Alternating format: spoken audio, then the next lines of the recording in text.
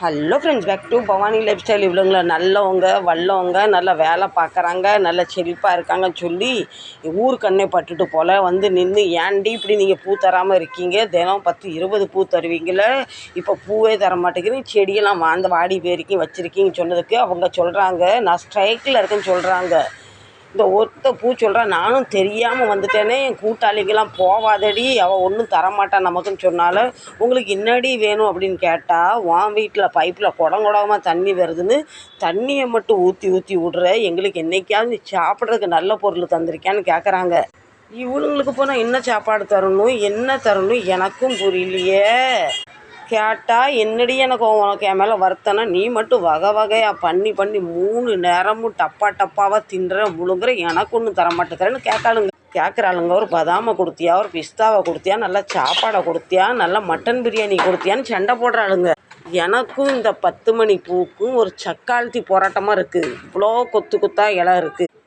கேட்டதுக்கு சொல்கிறாளுங்க, நான் அப்படி தான் செய்வேன், நீ கொத்தா உன் கண்ணுக்கு பச்சைன்னு இலை மட்டும்தான் தெரியும், எங்களை நம்பாத, இனிமேல் நாங்கள் காய் கனி பூ தரமாட்டேன்னு சொல்லிட்டாளுங்க. இப்படி நீங்கள் ஸ்ட்ரைக்கில் போனால் நான் ஒத்த பொம்பளை நான் என்ன செய்வேன்? நான் மல்லு கட்டி மன்னிப்பு கட்டி கேட்டதுக்கு அவங்களுக்கு மட்டன் பிரியாணி வேணுமா? என்னடி இப்படி கொடுமைப்படுத்துறீங்க? எனக்கே மட்டனு கண்ணில் பார்த்து பல வருஷம் ஆகுது, மட்டன் பிரியாணி கேட்டால் நான் எங்கேருந்து தருவேன்னு வருத்தத்தோட பாரத்தோடு வந்து இருங்க. அப்போ உங்களுக்கு மட்டன் பிரியாணி தான் வேணும், மட்டன் பிரியாணி போடுறேன், நில்லுங்க அப்படியே. இப்போ அது வேறு அந்த பாவக்காய் வேறு பாருங்கள், எவ்வளோ அழகாக வளர்ந்து வந்தாங்க, எவ்வளோ ஆசையாக வளர்ந்து வந்தாங்க. இப்போ அவங்க பண்ணுற கொடுமையை பாருங்கள். இவங்க பேச்சை கேட்டு அவங்களும் கெட்டு போனாங்க. அவங்களும் சேர்க்கக்கூடாதுன்னு இவளுங்களை இங்கேயும் அவளுங்களை அங்கேயும் வச்சேன்.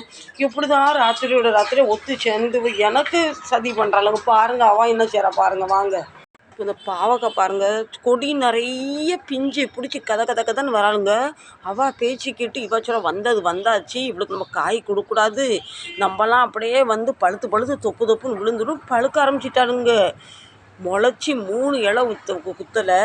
இவ ஒருத்தி பேச்சை கேட்டு இவ எல்லாம் பழுக்க ஆரம்பிச்சிட்டாங்க. ரொம்ப கஷ்டமாக இருக்குது. இவ்வளோ பிஞ்சு இருக்குது, இப்போ இன்னும் பேச்சு கேட்க மாட்டேக்கானுங்க பாருங்கள். தெரியுதுங்களா எவ்வளோ பாவக்காய் இருக்குது, இருந்தாலும் இப்போ என் பேச்சை கேட்க மாட்டேக்காங்களே, நான் என்ன செய்யட்டும்?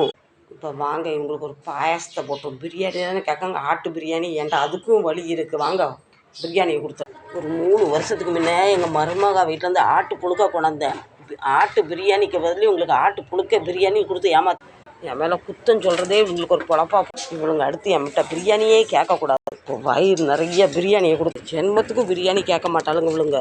பிரியாணி மட்டும் போதுமா, தண்ணியும் குடிங்கன்னு தண்ணியும் கொடுத்தாச்சு. இனி எப்படி இவளுங்க வந்து நம்மள்கிட்ட பூ செடி கனி காய் தரமாட்டான்னு பார்க்கலாம். நீயா நானா ஒரு